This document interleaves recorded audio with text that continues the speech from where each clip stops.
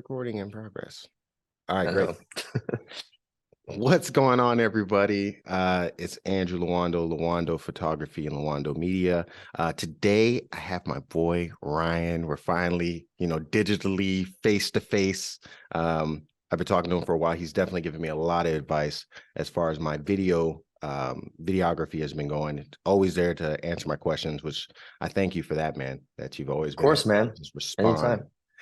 So yeah, tell the people about yourself. Introduce yourself, man. Yeah, man. Thanks for having me. I'm excited to get on, and we've been talking about this for a minute, so it's nice to actually finally do it. My name is Ryan Joseph. I am a cinematographer, freelance, and also a photographer. Amazing, man. So let the people know. Let's start off origin story 001. Tell me about where you grew up, and then when this love for photography and videography started. Yeah. I grew up in San Diego, California. That So I boy. was always right. I know it's a good place, and most people come here, So like the actual native San Diegans are relatively rare. So it's nice to actually just be here from the get-go. But Perma um, vacationers, bro. right, it's a 24/7 vacation. Yep, there we go. But I mean, there's so many factors that come into play on like why and how anybody gets into anything. But for me, it was oddly like very obvious from a very early age. Like I think I can remember as early as, 10 years old, I my dad, who is a blue collar worker, he works his ass off, doesn't have he's creative, but not in the same way that maybe like like a filmmaker or a musician is in that type Hmm. of way, you Yeah. know. But so when I say this is the complete coincidence. But essentially, what he was just kind of filming us, me and my brother and my sister, with like an old Canon camcorder, like like home videos and whatnot. The big dinosaurs. Yeah, I mean it wasn't massive; it was like about a hand size, Okay. But so he was filming us, over the years, and then one day he sat us down on the couch and he put the camera on a tripod, and he was just kind of like messing around with whatever he was doing. He was hitting like record, and then we were kind of playing and talking to each other, and then he would pause it, and then he would hit record again, and we would, move around and get off the couch, whatever, just whatever we were doing as kids. I don't know, 10, 12 years old. Okay.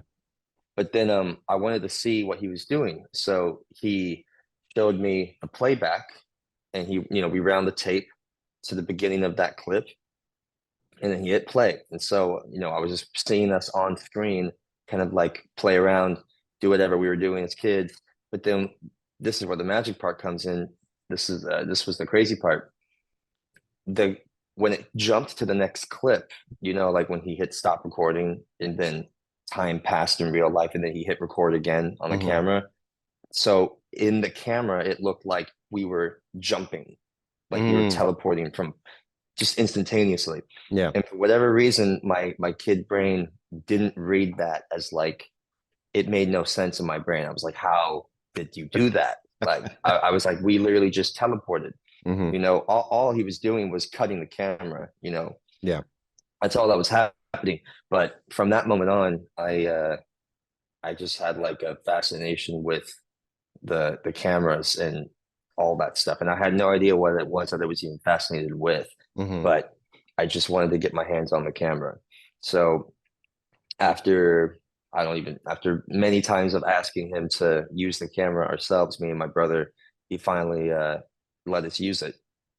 So me and my brother and sister would go in the backyard and just kind of film each other, do random things, and then at a certain point, we're like, what if we tell a story?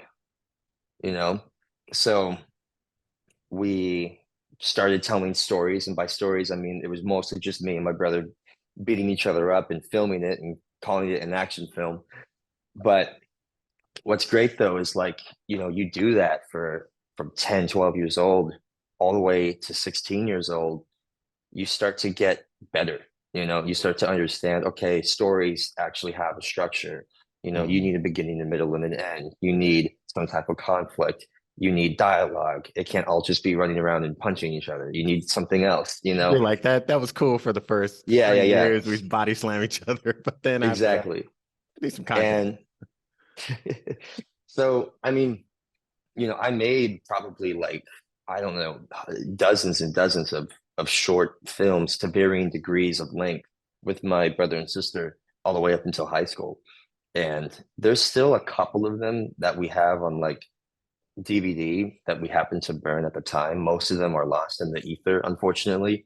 But that's pretty much that era was like where I learned how to that was where I learned how to edit. That was where I learned how to, frame, block. That was like literally my 101, Hmm. you know.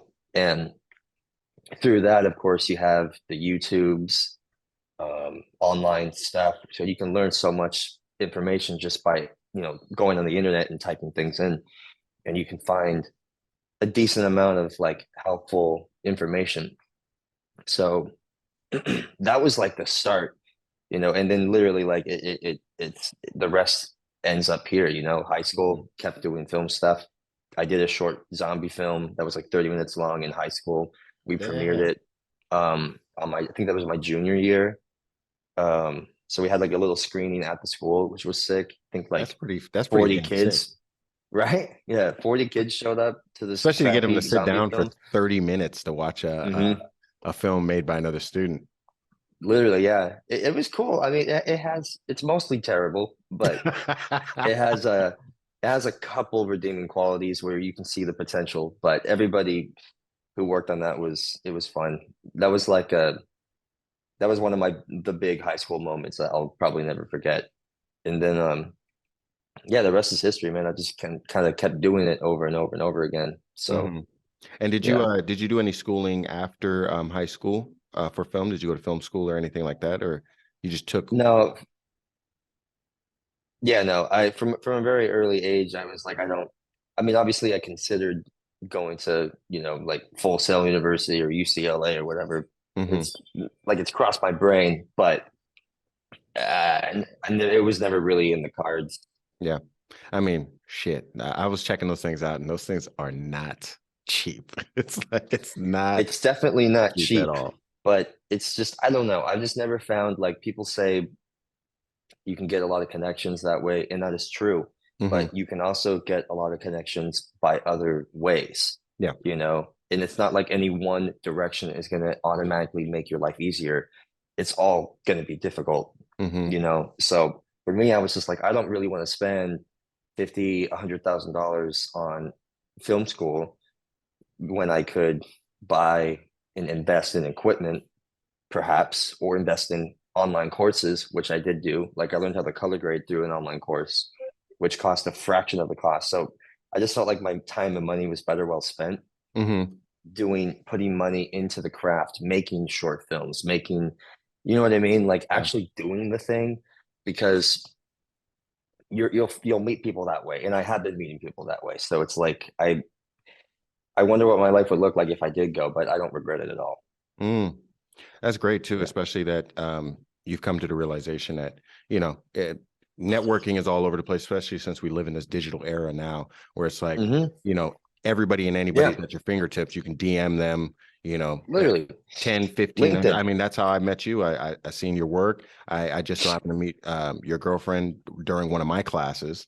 And Hmm. I saw that, you had amazing films up, and I was like, all right, maybe he might not message me back, but whatever. Of course, you think in your mind, like, this is probably a stupid question I'm about to ask him. But whatever, let me just ask it. Closed mouths don't get fed. So let me Hmm. just, and then you were great about just being like, hey man, yeah, but this is what it is. Don't think of film as just, a bunch of pictures per second. So it's like you're taking a bunch of pictures. It's I true. get, Yeah. yeah, you just told me to reshape my mind as far as like, instead of taking your one photo, you're doing a lot of photos, you know, Yeah. as the film rate goes. So I was like, oh, okay, all right, yeah, that kind of took me out of it and was like, oh, okay, cool. But then I think where I get caught up now is like the storytelling. It's like, Yeah. Well, oh, that's where you should be caught up. Yeah, I'm you just know?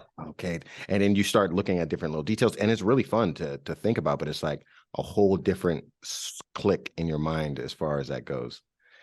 So yeah, man. All right, let's go on. What are some of the insecurities that you had before you got started into the field? I don't know if you listen to Gary Vee at all. Uh, Yeah. yeah, Gary Vee, he talks about like um silencing the noise around you and like maybe naysayers. And I'm sure you probably had people, or if you had people Mm-hmm. in your circle or around you that were just like, you sure you don't want to like go do something else? You should like something more secure. Mm-hmm. Um, so yeah, let me know if there was anything. How many voices did you have to silence during your journey? You know, it's funny that I've always kind of had blinders on.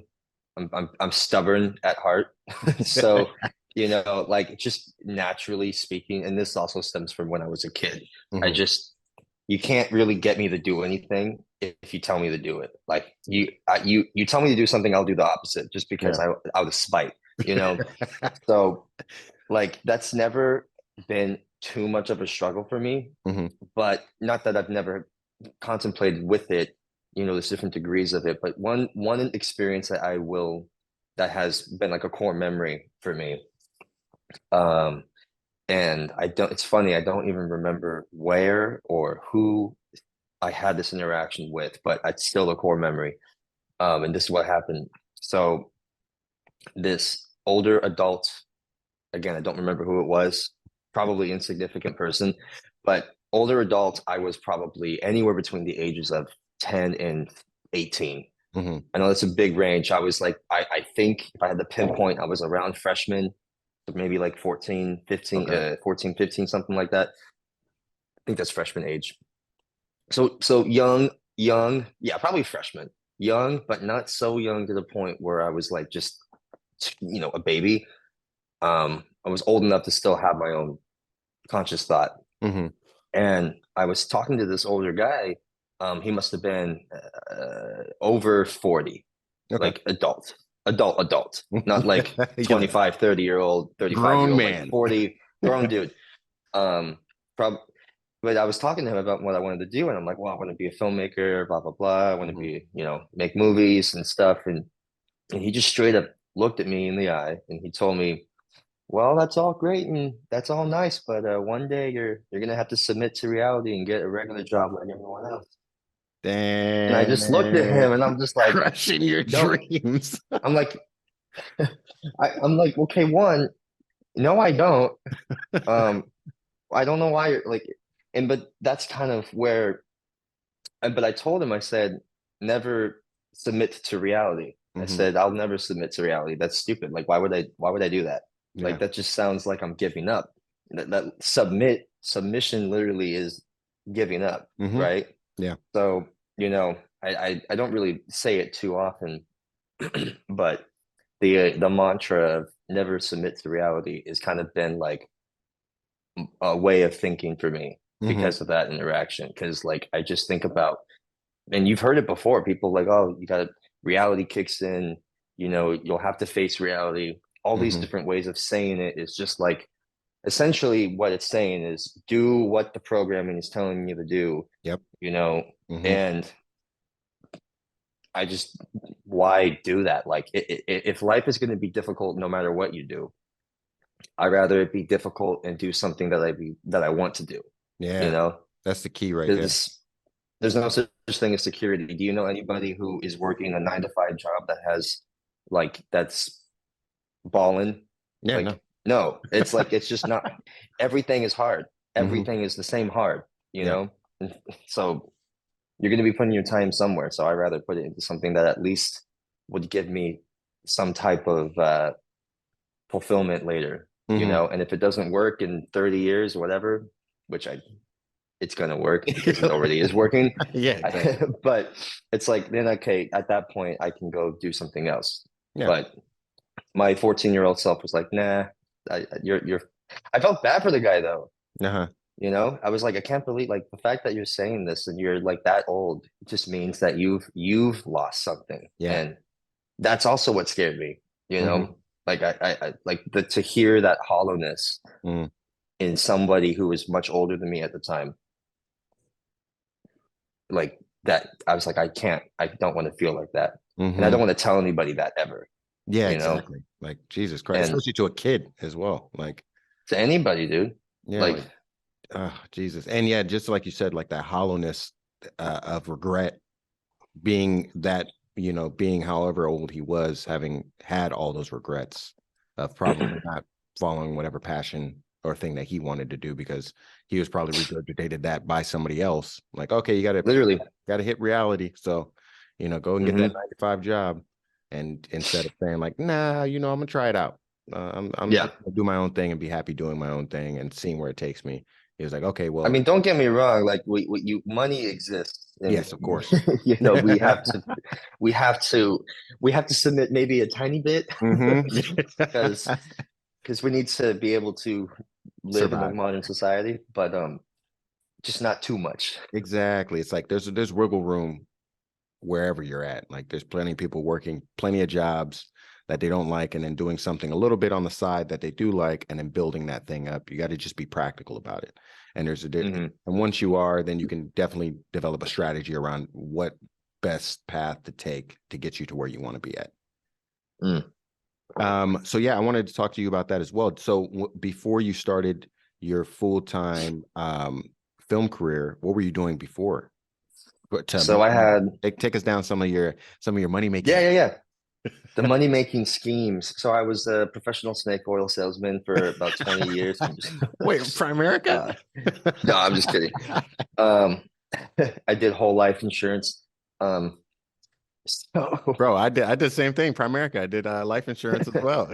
I right, understand I'm the just hustle, bro. Trying to get all your friends and anyway, family on, having them sign up for literally, you. it's so funny. Oh, that's hilarious. Just kidding. But no, so my first job was I think my act if I really wanted to go deep, my first job was at the Little League snack bar. Oh. Like Little League baseball, Hmm. and they had like a little snack bar, and like I don't even know how this was organized, but like every once in a while they would take certain kids and they would like pay them like minimum wage or something to work for 2, 3 hours at a snack bar and give people candy bars. Hmm. I think technically speaking, that was my first job. Okay. But Overpriced candy bars. right.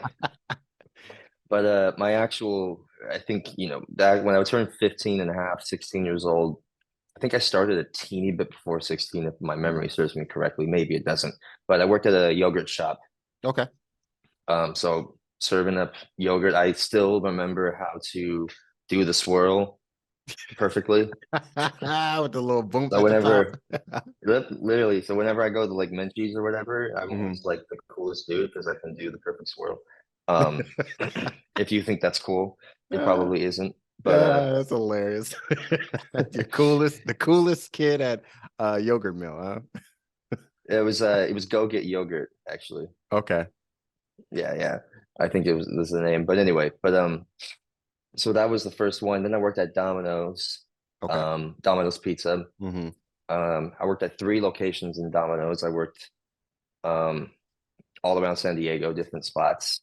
I ended up becoming an assistant manager like within 8 months of working there. Okay. And that was cool at the time because it was like, I'm an overachiever. I try to do lots of things really good. Hmm. So like I couldn't just be working there. I had to like work there, like so You I weren't was just gonna actually get trying high to, and serve pizzas. You were gonna actually yeah, like literally. kill it. I was trying to be the best, but that was interesting, man. It's funny how these experiences just shape your outlook on life. But so I wanted my own store. I wanted to actually be a GM. At the Mhm. time, I thought that would be a great way to make some money, save up, whatever. But I think I was 18, maybe going right into 19. I was still there. But they wouldn't give me a store and they kept moving the goalposts. I was like, what do I have to do? And Mm. they're like, do this, this, this, and this. And then I went and I did this, this, and this. And I got these goals. I hit these numbers, blah, blah, blah.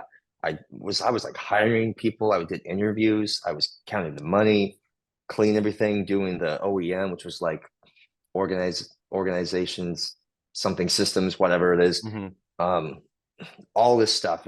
And the GM that was working at the last store I was at was never there.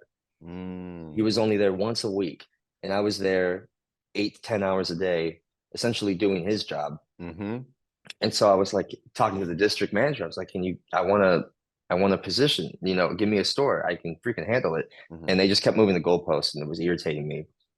But they also wouldn't give me a raise, which was also irritating me. Mm. So, so I put in my 2 weeks.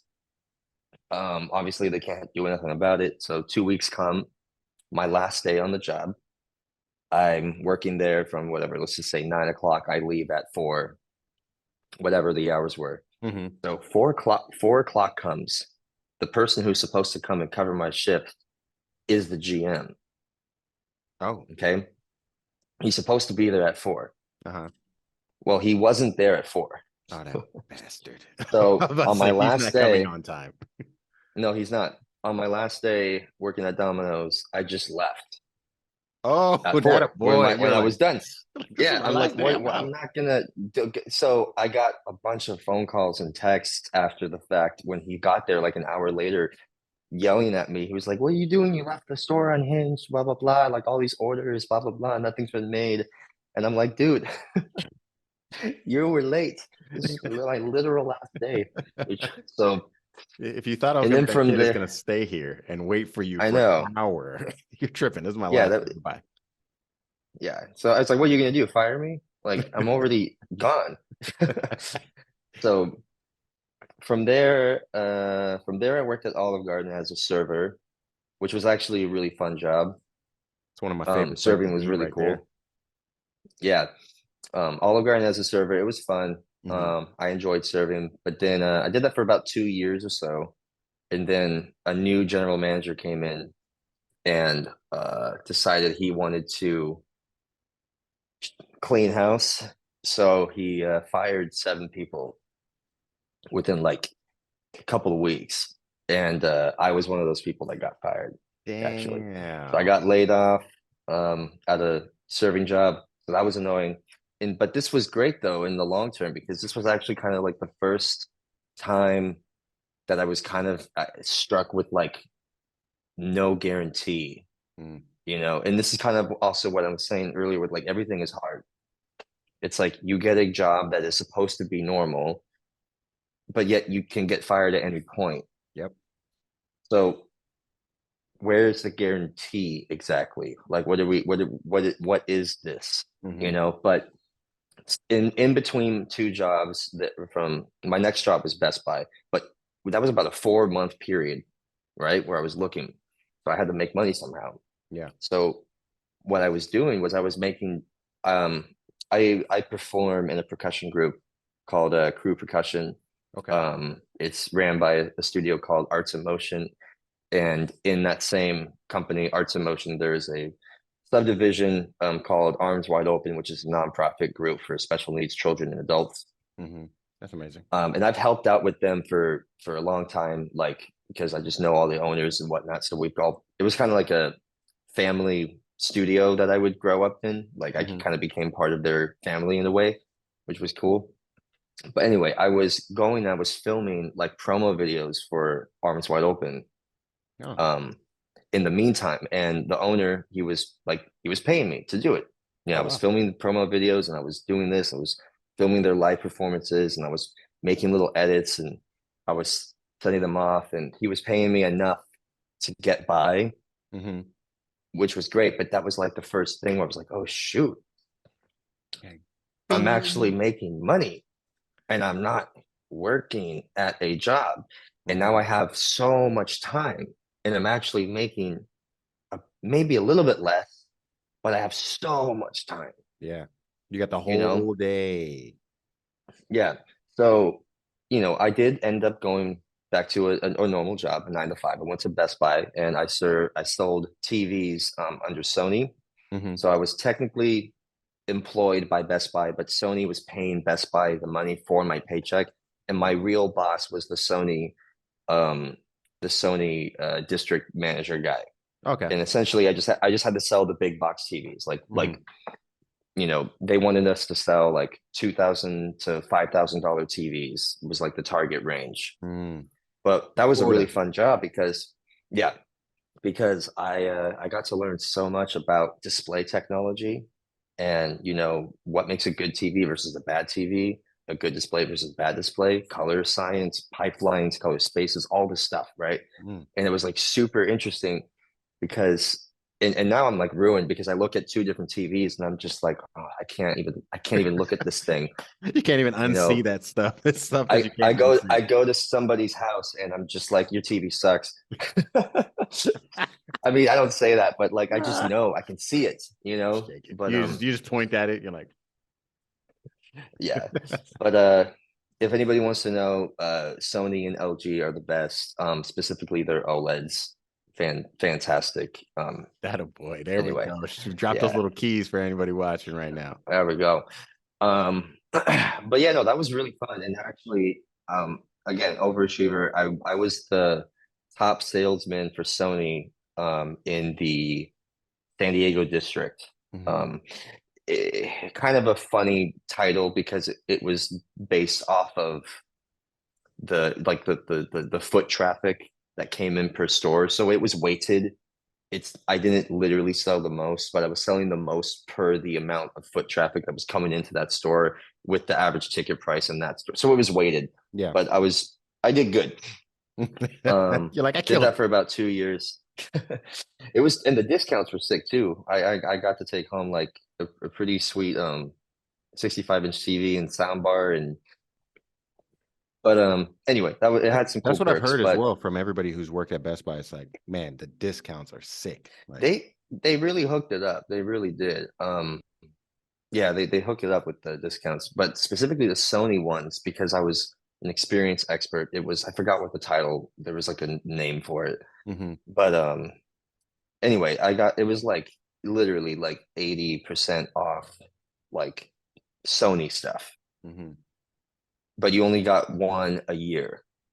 So it's like, So well, pick your item, you get yeah, 1% item off. So make sure you make a good decision.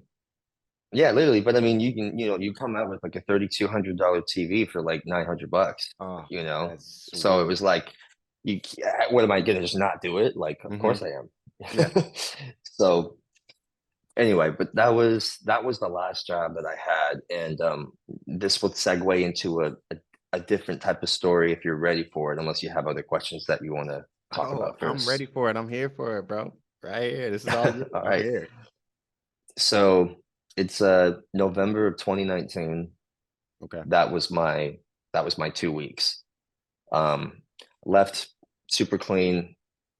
They actually kept me on the payroll, technically speaking, for about a year, and I kept my discount for a year, even though I wasn't there anymore, You gotta love it. which was You're like, dope. yes, it didn't. They didn't take away my card. I'm still on the discount.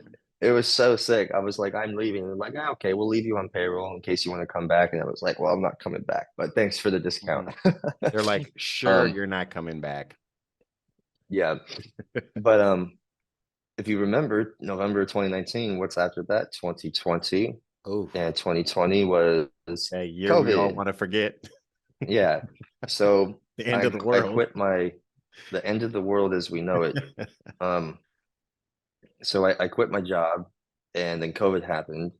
Oh, And so it was like kind of similar to when I got let go from Olive Garden, I had nothing in front of me. But mhm. now it was almost even worse because the entire world had nothing in front of it, Exactly. right?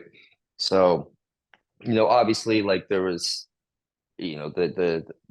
the payment delays and all these things that all these companies were doing to help everybody out, which was great. So, Yeah. like that was super helpful. Like I don't think I paid car insurance for a few months. It was delayed and all these things. But so me and my brother, because I couldn't go into production, like all the productions were closed. There was no commercials. Nobody was doing anything. So I couldn't even network even if I really wanted to, because everybody was just kind of like, don't talk to me. Let me figure out how Exactly. I'm gonna make money, I'm worried about you my know? family right now. Yeah. So what I did is me and my brother, once a few months goes into this and things start to people start to realize it's not as bad as we thought it was. You know, you know, that's a whole political conversation, but it wasn't as bad as we thought it was. That's a fact. Like we thought it was the end of the world. It wasn't. Hmm. Um, Me and my brother started DMing a lot of hip hop artists and rappers and local musicians in San Diego. It's like, okay, well, maybe we can do some music videos, right? Make some money this way. So we said we were going to DM 100 rappers in a day, but we didn't even get that far because by the time we hit roughly 30, we already had a couple phone calls scheduled. Oh wow. And Like, what was your pitch? Was it like, okay, we'll do free videos or just like, so I'm actually skipping a step, my bad. mhm, So this is kind of in tandem, and but the timeline's a little screwed up in my brain. It just been such 3 years ago. yeah, But to answer that question, what we were doing when the message was just like, yo, it was a copy paste. It was just yeah, like of a course. freaking, yo, insert name here. I love your insert specific post here, you know, like, Yep, just so it's small little generally, and then touches. the rest was just like, yeah. And then the rest was like, I direct music videos, blah, blah, blah. I would love to make something with you, hit me up, blah, something like that. Mhm. Really short, Okay. but it was a little personalized. So it wasn't like spammy. Like Mhm. I was taking the 2 seconds to go and look at the thing, Yeah. you know, I had because to learn that as nobody well likes it. because Instagram blocks you after a while. Like if you copy and paste more than I think it's like Hmm 25 of the same message, Mm, they'll ban your messaging for like 24 hours. So it's like, yeah, yeah. no, you can't send any more messages for 24 hours to protect our users. And I was like, oh, okay, so Yeah. we need to switch it up a bit. Yeah. Well, and nobody wants to be, you can tell Yeah. when they're not thinking about it, Hmm. you know? If they say, and honestly, like even what I was doing wasn't even super personable. I don't really do that much anymore.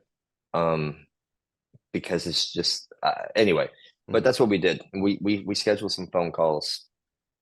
I'll get back to the other part before that kind of helped too, but we scheduled some phone calls Hmm. and we booked like a couple music videos. And to answer your question, the very first music video that I ever did, I did it for 500 bucks. Wow. And this Um, is the very first, no and experience doing music videos at all. They're like $500. yeah, I got you guys. yeah. And that's where we started. It was 500 bucks. We did, I think, two or three of them at that price. Um, and it was super fun. But then from there, it was just like we had referrals from word of mouth. And then, I didn't have to keep DMing people anymore. For whatever reason, it just kind of took off within like 2 to 3 months. And then 2 years later, I did roughly 50 of them. Wow. So it turned into a much more like full-time focus than I like ever intended it to be, which was really cool, but also really funny because I just never thought I was going to be doing music videos, and then I ended up doing them for a very long time. Hmm. And Yeah. what is your thoughts on music videos? Is it one of your passions now after you've been doing it for 2 years? Because I know you didn't get into it thinking like, okay, I'll be doing music videos 2 years later. This will just be something Yeah. to make money to get me into some other things.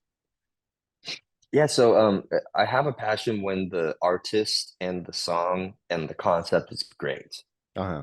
you know, and when it's just like a rap at the camera video, and it's just like one spot, and there's nothing really to do other than just film somebody and do this with the camera. I don't What give a shit else? about that. It's like it's so lazy, and the way I've explained this before is like so many of these music videos and amateur music videos are so terrible because people are not they're not the act of not making a single creative decision is what is making the video so bland and Hmm. empty. I You got you. know, a camera movement is a decision. Hmm. If you think about this as cinema does, as actual filmmakers do, if you're gonna take the camera and you're gonna dolly in, that's a choice. Yeah. And it's different than if you're going to go outside. That's different than if you're going to do a track Yeah. or a truck, or if you're going to pan, right? Those are different choices. Hmm. And so many of these amateur music video people, they're doing all of it within 30 seconds. And It's crazy. that can be a choice, but I'm going to argue that that is almost never a deliberate choice. That is an anti-choice where it's like, I don't even know I'm supposed to make a choice. So let me just move the camera around because it's boring if I don't. You're just covering up the boringness essentially. You're putting a band-aid on top of your non-thought.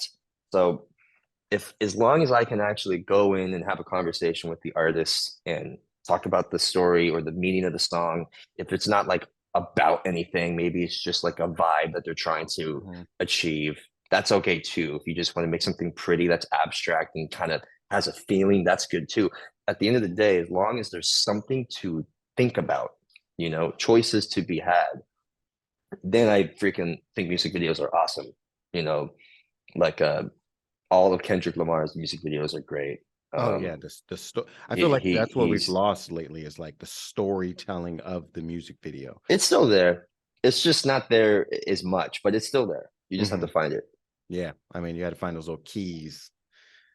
But damn, okay. So, Hmm. so while you were at Best Buy, were you and your brother still doing videos on the side, like free time and stuff after your shift? So at Best Buy, no. So I started doing music videos after I quit Best Buy. Oh wow. So that's Yeah. but you were still So like playing around with the camera, still making your own little short stuff and yeah, I did a Star Wars short film in 2016, which is fucking insane how long ago that was. And that actually, here, ah, I'll send you the link. yeah, send me the link, Um, bro. I'm trying to see that. and that one is honestly, and almost all the work that I've done in the past, I really don't like, but this is one of them that I actually really still like. Okay. Um, it doesn't it shows its age, but it's still pretty sweet. But that so yeah, I've done stuff in the over the years. Like that was one of the things I did. I made a bunch of other shorts with my buddy Santiago. Shout out, he's in Chicago right now. Okay. Um, me and him were he was like a writer, I was director we did a bunch of those just to practice over the weekends and whatnot. So like I literally never stopped making things. But when I quit Best Buy in 2019, 2020 happens, COVID happens. That's what pushed into the music videos. And then that was what essentially kickstarted everything until where I'm at right now.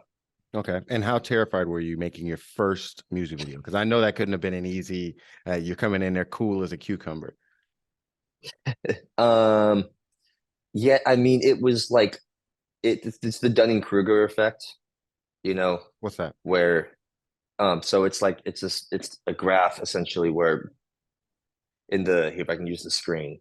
So let's just say Y is your confidence level, okay? And X is your experience level. So when you first start something, you have zero experience and all the confidence, right? Hmm. And you have so much confidence because you don't know what you don't know, right? So then you get a little bit more experience and you start to get less confident and less confident and less confident. And that's where imposter syndrome comes from. Because Yep. now you know so much, but you know how much you don't know now. You know how much you suck. Yeah, you know how much you suck. And then you keep learning and learning and learning and learning. And then at the very end, if anybody ever gets there, that's where you start to go, okay, I actually am pretty good. But even still, it's not as high as it was before. It's still like, these people, these are like the Greg Frazier's or the Rob Richardsons or the Roger Deakins or Mm, the Hoyt Van Hoytema, or the um thinking of another guy, I can't think of his name right now, but these dudes hmm. that they're over here, I think I'm like maybe here-ish, maybe over here. But when you first start doing music videos, I was like, oh, this will be easy. And then you do a couple and you're like, oh, this is Ooh. actually really hard. you know. You're like, damn, But transitions and making the story connect and oh, okay. yeah, but I mean, I don't really get nervous with film necessarily in the same way that maybe you would get nervous like performing, because filmmaking, the beauty of it is you can control everything. You get to plan everything before you hit record. You can literally write the entire thing out. You can write out every single shot. You can write out how you're going to light it. You can do everything weeks before you go and shoot. Mm-hmm. So then if you do really good pre-production, all you have to do when you're on set is you just kind of do what you wrote down, you Mm-hmm. know? It's I like a guess paint that's by numbers. You I yeah. guess I got to start getting better at that as well. It's like your pre-production. You're writing your Hmm. storyboard basically of like what you want to do and how you want to light stuff and what you want to pop in at this portion of whatever. Hmm. Yeah. I mean, dude, like if you think about it, there really isn't any excuse for you not to know what you're going to film, you know? Like you have all, it's not like a sport where you're competing against other real human beings who are trying to not let you do the thing, you know, football. Quarterback throws the, I'm not a sport guy, so forgive me if I butcher this, but quarterback throws the football. You're the wide receiver. You know you can catch that ball. But then the defender guy comes in and tackles your ass. How are you gonna you can't plan these things. Mm-hmm. In a film that doesn't happen. I'll get to the obstacles in a second, but in a film, you don't just like, you know, show up that day and then have to deal with like you don't need to make everything up as you go, you know. That's gonna make your life 10 million times harder. So the best thing to do in film is like make a really, really, really, really good plan. And then you're gonna have that plan and you stick to it as close as you can. Now, there will be a defender that comes and tackles you sometimes, but when those situations come up where it's like, oh shoot, the window's over there instead of over there, or ah man, like we can't film here because of whatever reason, or you know, oh, we're running out of battery. All these obstacles they do come up. You know, creativity, maybe the line's not working, whatever it is, those do happen. But because you know your script so well, you know your game plan, you can now you can modify it a little bit on the day. But you're not going to be able to throw away the plan if you don't have a good plan, Mm-hmm. you know? So I would always argue and tell you like pre-production everything, you know, try to like plan everything out before you go and shoot. Shooting is just paint by numbers and dealing with problems, you know. You should know what you're supposed to be doing way before you go and shoot. Mm-hmm. Okay. That's a good key for everybody listening as well. Pre-production is like the most important part of your shoot besides actually shooting this stuff. Hmm. Okay. And all right, next question would be what are some of the adversities you faced? Let's say first big mistake and how did you handle it? Yeah, I mean, there's a couple that come to brain. Um, Give me your top 3. top three, interesting. Okay, so first one would be on the it's funny that's there was a short film. It was the year after the Star Wars short film that I sent you, the 2017 competition. And I we overworked everybody way too much. Um like you know, we're not union, we're just trying to go out there and do it. But I literally called everybody there at like 2 a.m. so we Oof. could get makeup and hair and all this shit ready so we could start filming by sunrise. Mhm. And we did not stop until sunset. What the hell? Was that a Yeah. 17-hour day? Jeez. Oh, Yeah. man. And long story short, I mean, nobody was happy, clearly, you know, the food. if we even had like actual catering was like pretty much non-existent. Um, you know, if we were filming an action sequence. So like, people have metal swords and you go over 17 hours of somebody's going to get tired. And when people get tired, then people get hurt. So somebody got hurt. It wasn't like bad or crazy or anything like that. Come on, Okay. video, come back. What are you doing? Um, but yeah, somebody got hurt. Minor injury. It might have just been like a scrape or something, but that felt really bad. Hmm. Um, and then also like I think I might have I didn't might I remember yelling to a varying degree at one of the actors because he like wanted to leave and I was like, you can't leave. Can't I'm like, we leave. need to finish this. Yeah. Oh, I was like, do you damn. understand what this means? Um, so that definitely that actually we had to plug my computer in for a moment here. I apologize. But No worries. that actually was still to this day like my biggest lesson, which was many lessons, but it was just like don't overschedule. Going back to pre-production, I thought I could do too much in one day. I could not do that much in one day. Don't over your actors and crew are literally people like you can't you can't expect them to want to work as hard as you. It's not their movie, right? You have to give them a bit more incentives than that. Two, you need to treat them like a human being and not just like expect them to do whatever it is that you say, right? Yeah. It's like so simple, but like, I think I was like 18 when this happened. Ah, okay. You know, it's just super hungry, like fiery, but like didn't really understand I was like pushing too hard. Um, and then also uh just yeah, I guess really this is those two things. It was like scheduling, learning how much I could put into one day, and then just like respecting and appreciating the cast and crew a lot more. Those that was the two takeaways from that lesson. Okay. Um, I would say the next one would be it was a music video where I had to do it was essentially a 15-minute long music video. Um, Jesus Christ. it- It's long. yeah, it was multiple songs.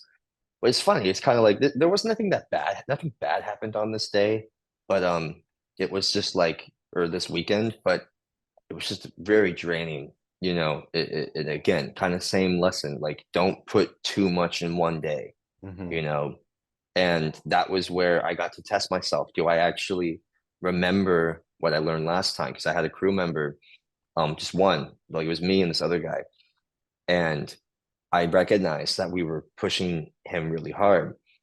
And so I like went out of my way to make sure I was like, okay, do you have enough snacks? How you doing?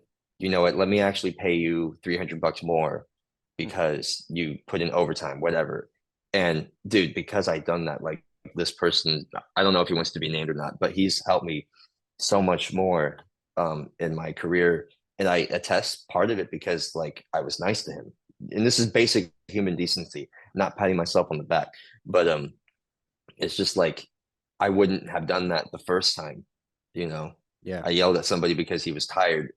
The second time, I was like, "Hey, can I pay you more because this is hard?" So like it was the same lesson, but I got to like just reinforce it. And honestly, dude, I think the biggest lessons every single time has been time management and respecting crew. I mean, like it's been that stacking on top of each other, Hmm. because the art is always going to be a challenge. That's always going to be hard. That's always going to continue to, you know, progress and learn. But I think the main thing to remember is just like, don't put too much in one day Yeah. because filmmaking is very hard and it takes a long time. And don't put too much in one day because you need to respect your cast and crew. And if those two things can fall to the wayside very, very, very fast, Hmm. if you're invested in this project, you can forget that there's people helping you. Yeah. So I think remembering that has been the biggest lesson, which is I'm thankful that I finally finally learned that. Like I got enough emotional intelligence now to be able to recognize those things and actually enact on them too and fix it because it's easy for you to just be able to be like, oh, okay, well, I am pushing everybody too hard, but you know, they don't understand. This is important. Yeah. Real quick, I need to take a quick hiatus so I can get this plugged in. Okay, yeah, no worries. But I'm still here if you want to say any words. Yeah, man.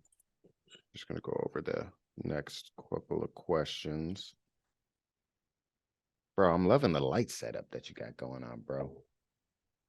I appreciate it, dude. I Man. did my best. I kind of scrambled to make it work because I don't usually do live streams and whatnot, but Mhm. I wanted to go all out. Figured if Yeah, I you're mean, shit, bro. I know you interviewing a did. cinematographer, it should look good. Yeah, it should look good, which yeah, there we go, man. We can tell the difference in experience. Aspiring and professional. And yeah, man, I got to give you your flowers too, bro. Those new shorts that you've been uploading as far as like how to light scenes and how to take something from this Mm, to that, bro, those are so helpful. And it's cool to see the behind the scenes and what goes into those things as well. that's awesome, dude. I'm glad to hear that people have been enjoying it. It's definitely takes a little bit of time to put together, but it's been really fun. Okay, give me 5 seconds. I'll be right back. Okay.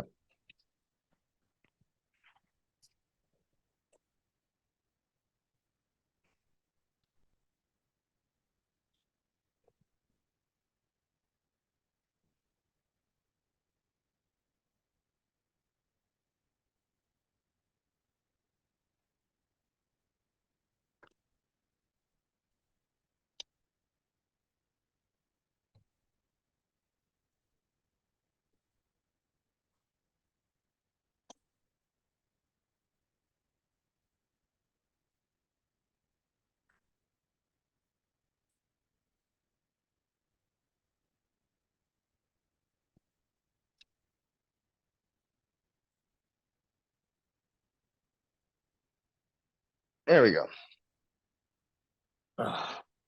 There we are.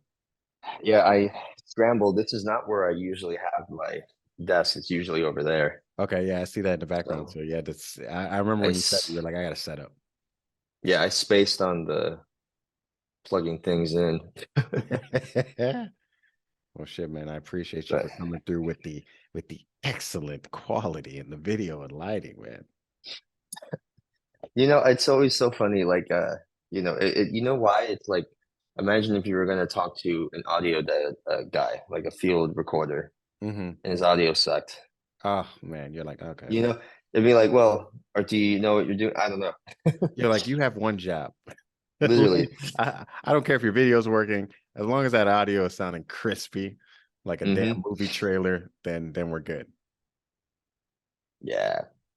But next time I'll see if I can get the lips to sync up. I'll figure that one out. Okay. Yeah, your lips have actually been syncing. I think since we started the recording, I've been making Oh, sure. sick. Yeah, I've been watching it. So yeah, your lips have been syncing up. Oh, yeah. Well, cool. Yeah. Technology.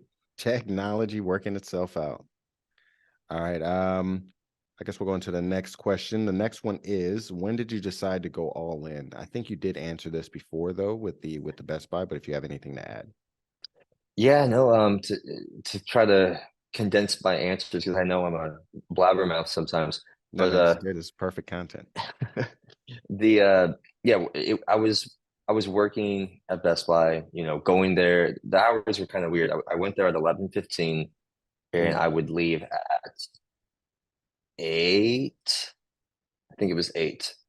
Um, 8 o'clock. Or I would get there at 12:15 and leave at 9. Anyway, every single day, 5 days a week. And I really like the job, mhm. but I just I couldn't stop thinking about making movies, filming things, wanting to tell stories, all that stuff. And I would always talk about it with all of the coworkers and just like how I want to do all these things, blah, blah, blah. and I would use part of my sales pitch to people when I would sell is I would tell them that I was a filmmaker. That was like Hmm. part of the reason why I know so much about TVs and why I know that these are the best TVs, blah blah blah, is because I literally do this stuff, you know. Oh, And that's a good so little cherry on top to get that sale. yeah, no, I mean, because I want my stuff to look a certain way, and I want it to look that way on the TV. And all of these TVs don't do that. This one does. And I wasn't lying, like it's true. Hmm. But it was helpful to for a sales pitch, but I just couldn't get it out of my brain, dude. So I just kind of it was almost sporadically, just randomly was like, meh, I'm done. I'm just not gonna do this anymore. I don't really know. I didn't have a reason, dude. Hmm. It was partially just because there was some opportunities that I missed because I was working the job that Yeah. I wasn't able to go try. Like there was a gig up in San Francisco that I wanted to do, that popped up last second, but I didn't tell him yes quick enough because I had to ask for time off, Yeah, you got you to talk know. to the And then by the bosses. time I Yeah. finally got the okay, the guy was like, "Oh, sorry, like we filled it." And I was like, "Fuck." You're like, damn. It was like things like that that just would always, "Oh, hey boss, like I gotta go. I want to go do this. I have to do this short film or this thing, or I have a performance or whatever. Like, can I get this time off?" And it was kind of just doing that over and over again to the Hmm. point where I realized, like, damn, I'm asking for time off every week Yeah. for something, To go make you money. know? Yeah, to go make money, one, but even if I wasn't making money, it was to build a career. And so I was just kind of like, this just seems like a waste of my time and their time. Like, why I'm wasting their time, asking for time off all the time. They have to fill me in. So yeah, it was just kind of randomly. I was just like, I'm over it, you know. Hmm. So yeah, it was just in my brain, dude. It was in my soul. There we go. Set that heart on fire, huh? All right. And then when did you start or how did you start making more money and increasing your prices? As you talked about, yeah, Um, the first music video just charging 500. Boom. Where did you come up? How did you come up with that number? Because we know that it's very hard, especially in videography and photography to like price yourself. so again, simplifying things, dude. So the music videos is funny because I like me and my brother, we didn't. This is how it happened. My brother was like essentially acting as the first AD, first assistant director, Okay. but he also was doing a lot of the back and forth texting with the clients because I just like didn't want to do it. But at the end of the day, like I was doing more work because I was the director, I was filming, I was editing, I was color grading. I was doing a lot more time. And so we were like, well, how much are we going to get? So like I think I got $300 and he got $200. And we thought that that was like a decent split, Okay. which it wasn't, but like there we go. But dude, like again, like you started getting everything's supply and demand, right? Money isn't real. Like it's just a value isn't real. There Mhm. isn't such thing as like your worth as much as the market says you're worth. Yeah. And you can see this with everything in the market. Like you go to buy bread at a store, you can expect it to be a certain number because that's what the market decided bread was worth. Mhm. And this doesn't happen by accident. Like, this is a silly example, but like you look over the time of like many, many, many years, somebody sells bread for $2. Now there's too much demand, not enough supply. So they raise the price to $5. Now there's not enough demand because it's too expensive. So then they bring the price a little bit lower and it finds an equilibrium. But then there's four other stores over here that also sell the same bread and they're doing it for 50 cents cheaper. So now everybody's going over there. So then this company brings it down to 350 because they want it and it finds this equilibrium. Bread is 350 because everybody just kind of collectively agreed that's how much bread's worth, Mhm. you know, Yeah. or whatever it is that you're selling and buying, you know. So the money really kind of at a certain point kind of just was bullshit. Like, me and Nate were getting on the phone and we knew we had three more calls that day. So we were like, 700? Yeah. And the guy was like, yeah, yeah, okay, cool. A little And then bit we're too like, quickly for you as well. a little bit too quickly. You're like, shit, did I go Sometimes it too low? wasn't too quickly. Why is it doing that? Come on, come back. Come There back. we are. All right. Um, by the way, I'm streaming from the Red Komodo over the Wi-Fi Oh. into OBS into Zoom. You got a lot of stuff kicking off over there, David. I'm Yeah, surprised everything's working like you wanted it to work. I know, and I threw this together in like 45 minutes. I've That a never done this one. boy. I was like, huh. Anyway, I wanted to do more lighting, but I just didn't have time. So I'm like, screw it. Just freaking When you asked for that extra 30 minutes, I was like, oh, yeah, sure. You probably just got to make breakfast or something. You just got to wipe the eye crust out of his eyes. Really, you're back there like yeah. setting up wires and doing lighting and stuff. Anyway, but what was I saying? Yeah, Okay, so you yeah, said we just 700 and 700, whatever, and they said yes, and then okay, we get on the next phone call and we talk to the guy, and then we're like 800, and he's like yes, and then we get on the phone call, the next guy, we say 800, he says no, but we're like, okay, well, we got two yeses, so that's pretty good, like that's two out of three, yeah, but still, you essentially like I was happy with like a 25 to 50% closing rate. yeah, of course. That was good for me. But again, this is where it comes back to like the invisible hand of the free market. Capitalism, people have it has their naysayers, it has their people who say it.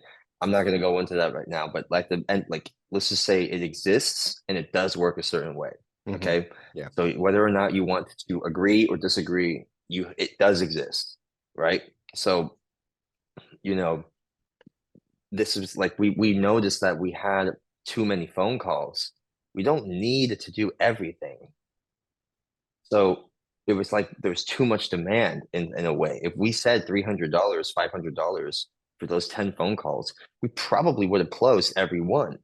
But now you have way too much load. I can't do 10 fucking videos in a month, Yeah, no, that's not you happening. know? So how do you combat that? You raise the price because I need to make the same amount of money, but I want to do less gigs, right? So I can put more time into the gigs, so I can make the gigs better. So I can then charge more. So I can do Mm, less. You know what I mean? yep, So I can yep, make it yep. better.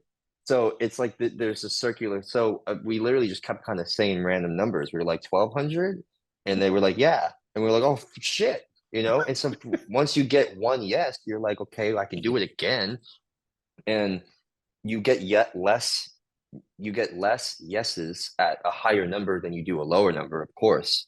But it was okay because we were finding our equilibrium.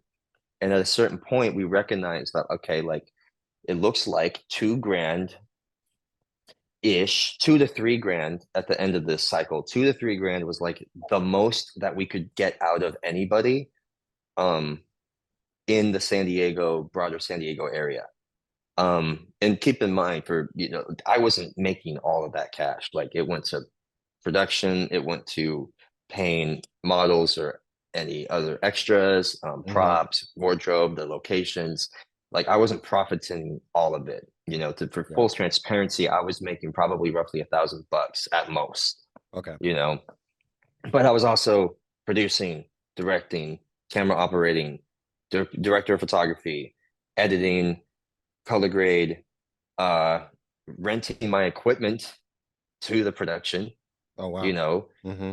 like not really, but like I was, that's pretty standard. Like when you use equipment, you're renting it from somebody, even if it's donated. But anyway, all of that, I was making $1,000 for roughly a month's work for one video. It's not that much if you Yeah, really no, think it's about not. it, you know. So it was really fun to do 50 of them in 2 years, but what, like 25,000 a year on average with that much work, it's not enough. It's Yeah. like it's great. It was super fun for those 2 years. But and I was doing other gigs, like I had other things. I did some corporate stuff. I did like a live live stream. Oh my God, like a live video feed for an event. Hmm. I I did other things, but the majority of it was music videos. And it was about last year, early last year, where I was like, I need to do something else. I need to go up to the next level, bigger productions. I need to get on sets, like big actual real sets, Hmm. you know, and I need to stop editing. I need to stop directing. I need to stop producing. I need to stop doing all these other fucking things and just be a cinematographer only, Hmm. you know? And it's interesting because it's like now I have to essentially say no to so much more things because I'm trying to hyper fixate on just cinematography. But I'm starting now to see the benefits of that mindset because now everybody is starting to see me only as a cinematographer, which is great. Yeah. Instead of the smorgasbord of everything. It's Jack of like all just, trades. you know, jack of all trades, master of none. I mean, I don't know if I necessarily agree with that, but I will say that you really only have a certain amount of time in a day. You don't have infinite time. So if you put all of your time into one craft, you're going to be better at that one, you Hmm. know, than the next guy who's doing seven things. Yeah, of But course. I forgot what the question was. But Oh, it's just um so how did you start making more money? Your strategy, oh and I mean, you pretty much answered it. yeah, I mean and I'm still doing that, dude. Like it's like, oh, how much do you charge for cinematography? 1,000 a day, 1,200 a day, 800 a day, like whatever the fuck works, you know? It's like, Mhm. and I'm trying to figure out where am I getting the most amount of yeses and where am I getting the more amount of no's? And it's the same thing. It's like I'm just not really thinking about it. Every time I have a new email or a new call, I just say a different number within a certain range That a because I'm boy. trying to figure out what is it, you know? Is it am I worth 800? Am I worth 1,200? Am I worth 7? I don't really want to go any less than that. That's another thing. If I can hit this real quick, it's like you're only going to be worth what you ask, Hmm. which is it sounds obvious, duh, but like no, like if you never, there are infinite amount of clients out there, infinite amount of customers, right? Let's bring this to if you're Apple for a second. Like if you're selling this AirTag, right? I forget how much they sell this for. Let's just say it's $100. Okay. How many people do you think would have bought it if it was $200? Much less, probably half. Much less, maybe half, maybe not half. I don't know. Maybe, do you think it'd be double if it was 50? The point is, there is enough people on the planet that would buy this if it was $200. Hmm. I'm a huge Apple fan. I love everything that they do, blah, blah, blah. I probably would have bought it if it was $200, right? Got you. Because I really like what Apple's doing. So my point of what I'm getting at is if you just, if you want to charge a certain amount of money, you can charge that. I can charge $10,000 an hour if I wanted to. No one's going to hire me, but I could do it. I could charge that much, you Hmm. know?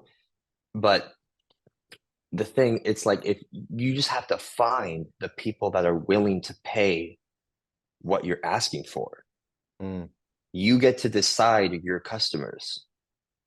If you say I charge 650 for a music video, you're going to find 650 customers. If you say I'm going to charge 2,000 for a music video, you're not going to find the 650 customers. You're going to find the $2,000 customers. Mm. You just have to keep making phone calls. You have to keep digging, Hmm. but you're going to find those customers, and that's going to be how much you make because you decided to charge that much. Yeah. And that makes a lot of You sense know? now that you're sitting, now that you're putting it like that. Like you're curating your customers. You get the opportunity to curate them. And as you Hmm. raise your price, yeah, the other ones are going to fall off. But since it's abundance out here, there's infinite amount of customers. there's customers at every block that you go. It's just that, like you said, you just have to dig for them and find those customers that are willing to pay the 700 and that the 350 customers aren't going to pay, or the 1500 that the Yeah. 700 customers aren't going to pay. Or the $20,000 customers. Like, where are those people? They exist. Like Oh yeah, this they're out there. scarcity mindset, I think, is a big killer for everybody in any field. With relationships, with business, anything. There is abundance in so much, you know, Hmm. like and I think understanding that, or at least having that mindset, whether or not it's true or not, I think definitely helps because I believe it. There is a lot of everything, Hmm. And I but was I talking to mean, one of my boys as well about that, and we were walking downtown and just talking, having the same conversation about like scarcity mindset and abundance mindset. And he was like, "Man, just stop." And we were downtown. He was like, "Look at all of this money around us, like all these buildings, everything that's moving here. There's money floating all around us. There's billions of dollars here. Like there's all these sets that people are doing commercials on, all these videos being made. Like everything is abundant. There's abundance out here for us. Like there's enough room at the table for everybody to feast. Like 1000%. there's no reason why you shouldn't think that you won't be able to find those customers at the price that you want, or the price that or the value that you put on your work. Hmm. Yeah. I mean, that's the thing too, though. Like value is subjective. Like different people are going to have different ideas of value. I value Apple products because I'm in their ecosystem. I like how my Mac communicates with my phone, communicates with my watch, communicates with my TV, communicates with the AirTags, communicates with the AirPod. I like that. That Hmm. is the most valuable thing for me in technology is everything to work connected together. But for some people, they might not give a rat's ass about that. Hmm. And there's some people that don't, so they're gonna go get something different. So it's all again like kind of like Apple's not losing customers No, because people don't care about that. they're just moving up a notch as far as Apple's customers. yeah, Apple's getting the customers they wanted because they asked for those customers. So if we think about it with us, if you're trying to do music videos or photography or whatever, think about the customer that you want. Do you want to deal with a guy who pays you 150 for 100 photos? Mm, No, you no. don't want that guy. So stop charging 150. Like you need to charge more and find the people who will pay it because those are the ones that you want to work with because you know what I mean? Hmm. So yeah, I think it's if I had to summarize this whole fucking spiel real quick, it's like rather than you don't need to find or the you need to find the customer that you want, right? And you need to interview your clients. They're not interviewing you. Mm. You need to make sure that they're a good fit for you. And I think if you can flip the script a little bit in that way, not in a condescending way, but like in a making sure that you're the right person to help them type of way, again, scarcity mindset. When you get on a phone call, don't feel like you have to book it that day. If anything, try your best to not book it. It's this weird thing where it's like if you try to find obstacles that they might back out on, that's okay. That just means that they weren't ready for you and you weren't going to help them anyway because they don't even want you. You know, somebody who's looking for a $500 music video doesn't care about my camera or my lights or my skill set or my narrative experience. They don't care. They just want somebody to film them rap. Yeah. So why would they want me anyway? I'm not even gonna, even if you know what I mean. So like, yeah. Yeah, that makes a ton of sense. And yeah, just bringing it back around again as far as like, for instance, me and my wife are looking at Drake tickets, Drake's concerts going on or whatever, his Mm, tours going on. And when we checked out the prices of the tickets, these damn things are like $600 for the nosebleed seats. And it's like 600 bucks for to be seated way in the back. And we're just mm, looking at it like, hell no, we'll just go to a festival for that price. And then yeah. you start thinking in your mind like, oh, he's not going to sell like the tickets. People aren't going to buy these tickets; they're too expensive. And then you start Hmm. remembering that, oh no, what's going to happen is people are going to buy these tickets but it's just at a next level of customer that are able to afford to spend $600 to sit in a nosebleeds and $2,000 Yeah. to be in the middle section, $3,000 to be, towards the front, and 4 grand to be on the floor. Like Hmm. having the abundance mindset to know that there's an abundance out here, and it's just taking away the people that can't afford that for the people that can. Yeah. I mean, 100%. And that's the thing. It's like Drake knows that he can charge that much because he knows that there's going to be people who want it. Also, quick side note, um, the music artists are not the ones that set the ticket prices at venues. Hmm. So the artists, and I know this because I know people in the music industry, um, the artists tell the venue how much they want to get paid. Ah. The venue then agrees or disagrees and then pays the artist X amount of money. Let's say Drake is 20 million, right? Drake then pays his whole team, the whole production, the whole crew. I don't know how much Drake's coming out with, whatever it is. But the venue is like, okay, well, we just spent 20 million, but we know we can make that up with all of our, concessions and the ticket sales. So Hmm. then they set the ticket sales for the pre-sale, right? And the when it originally goes on sale. And then where the price usually skyrockets is usually the resales. Hmm. It's usually the people who buy 20 of them in the first 10 minutes, and then they sell it again on Ticketmaster for 3 times the price. Yep. So the artist is not doing that. Hmm. Obviously they're charging a lot to begin with, but it's much more complicated. But again, it's all with supply and demand. It's like I can talk about this forever. Money's so weird, and I still know nothing about it, but Yeah, it's it's just it's a really interesting. vehicle. It's a vehicle for Hmm. experiences. Yeah.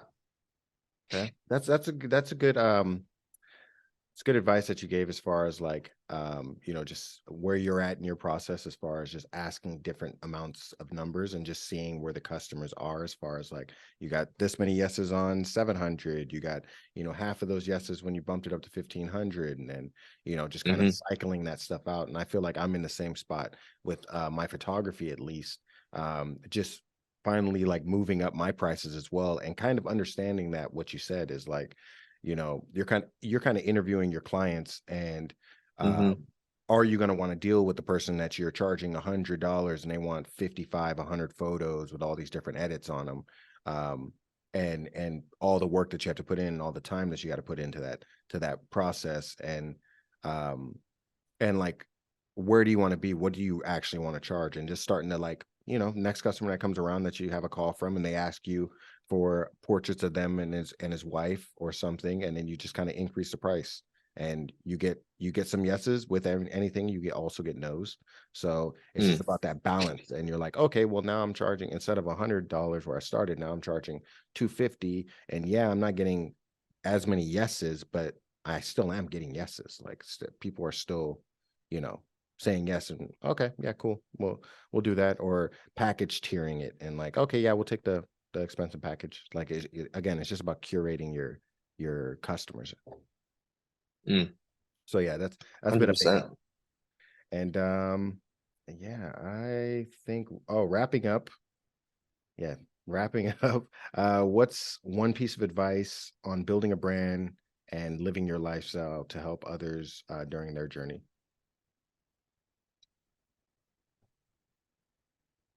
I don't know if that did that make the most sense. Hmm.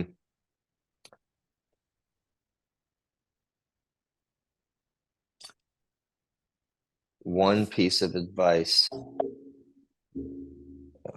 waiting for the video to come back. No worries. So No, yeah, why so does one that? piece of advice for the people that are, let's say they want to get into videography, want to be a cinematographer, um, some advice that you have for them to kind of paint a slight blueprint of some steps, some stuff that they could do. Yeah, so I think first off, never submit to reality. There we go. Like that. Don't listen to people who have lost their hope and lost their spark because they that is you don't need to turn into that, you know. never lose your spark in anything, no matter how hard it gets. Because what else other what is the point of living? You know, outside of religion or not religion, whatever it is, like people have their different beliefs. But if you really strip everything back for a little bit, it's like, what else are you going to do? What is the other option? Hmm. Literally, what is the other option? Like, how is there anything else any worse than what you're currently doing right now? You know, it's like that's the first thing. It's just what else? Think about what is the other option whenever you have doubts? Like, is there an actual like what you struggling trying to do your dreams is significantly better than you having an easy life doing something that's not your dreams. Hmm. Building You somebody know, else's that's a dream. yeah. I mean, even if it's just a personal thing, it's just like you don't even have to think about any other outside force. It's just like what other choice do you have? You don't have any other choice, in my opinion. You have to do it. That's the first thing. The second thing, um, I would say is to formulate a plan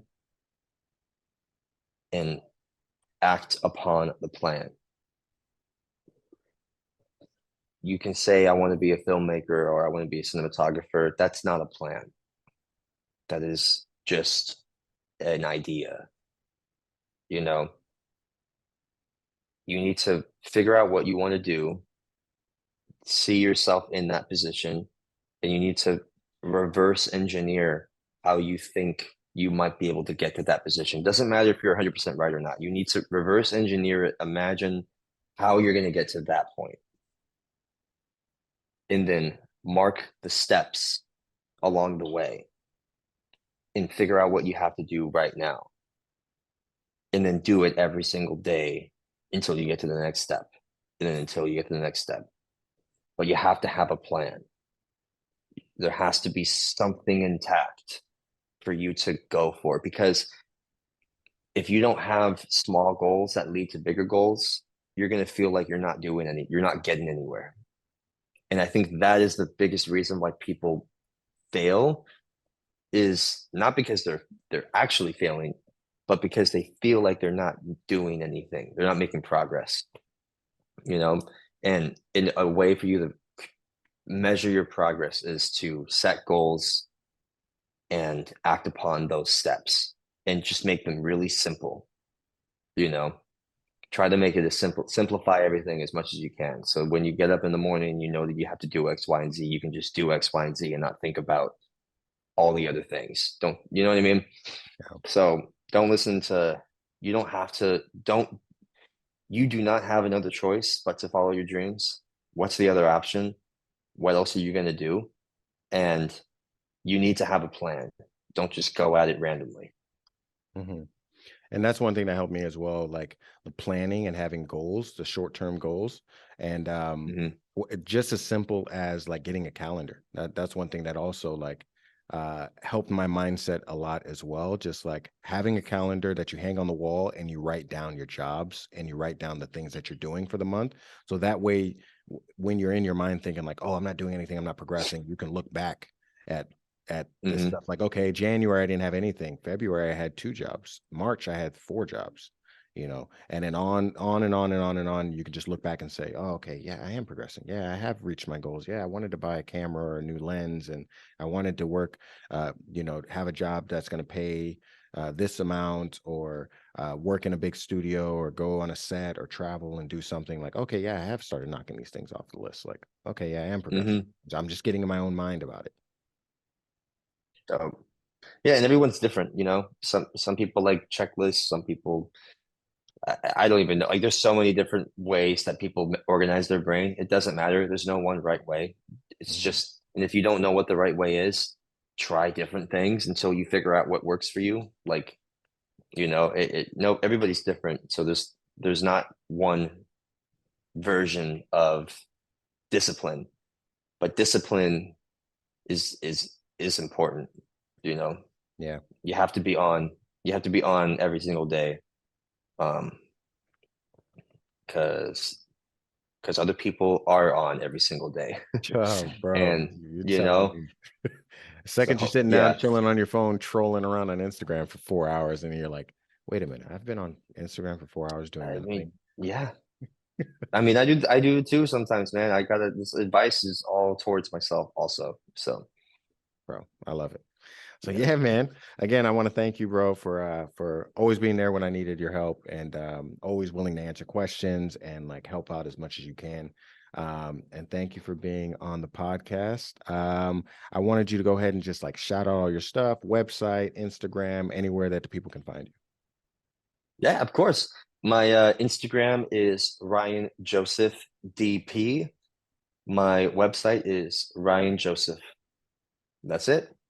There we go. Again, thanks everybody for tuning in to No Parking. It is what it is. We're all on our own journey. So let's just keep on working, keep grinding. Abundance, isn't that what you said, Ryan? Yeah, we have so much out there to get, and everybody has plenty of opportunities. So let's do it. There we go. Thank you guys for tuning in. Talk to you guys next time. Awesome. Peace. Peace.